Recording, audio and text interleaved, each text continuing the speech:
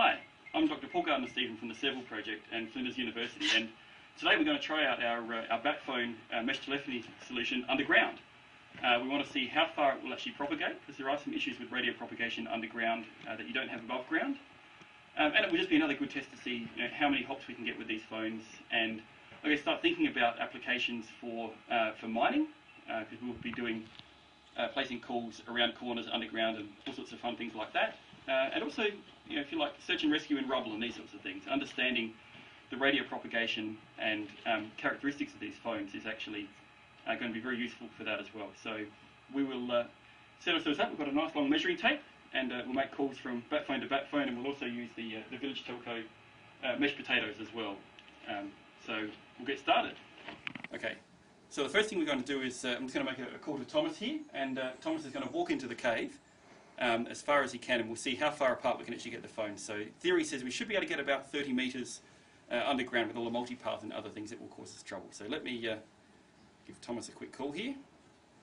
His number's in my call log, which is nice and handy. Ringing. Hello, Thomas. Hello, hello.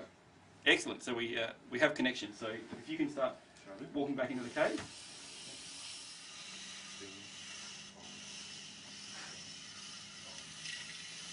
So we're getting there on the tape. We've just seen 50 feet go past.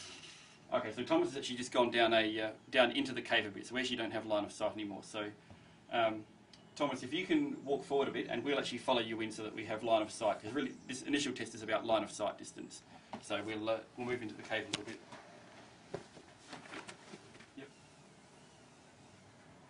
Yep, okay, good, yep, and I'm following you now, so I'll just pull it right out to 30 metres. Okay, stop, yep, okay, good, so yep, so we have 30 metres and we have perfectly clear conversation at the mouth of the cave. We'll just move in a little bit more so that the any reflection problems will be as bad as they'll get. Okay, so let's move ahead, Thomas.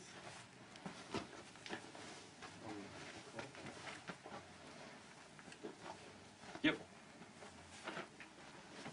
Yep, so Thomas is getting into a lower part of the cave now as well.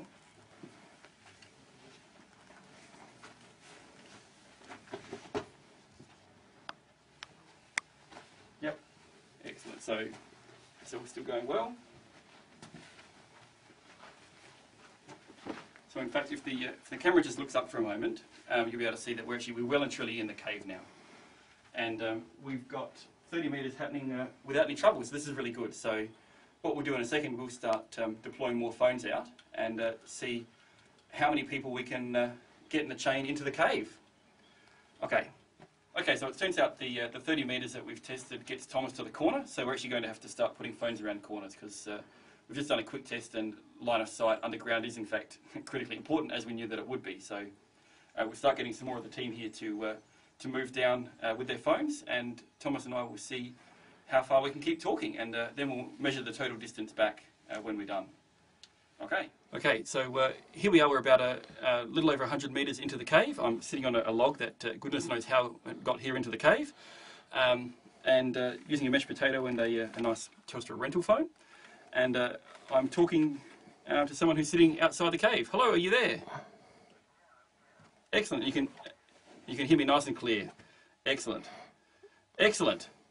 So it's working. So we're using maybe $500 to $1,000 of equipment, and we've got pretty easy communications into the cave. And I mean, I'm using a landline here just because we can, but the mobile phones we've got work exactly the same down here. In fact, they're actually carrying the call from the surface into here as we speak. So it's all working really well.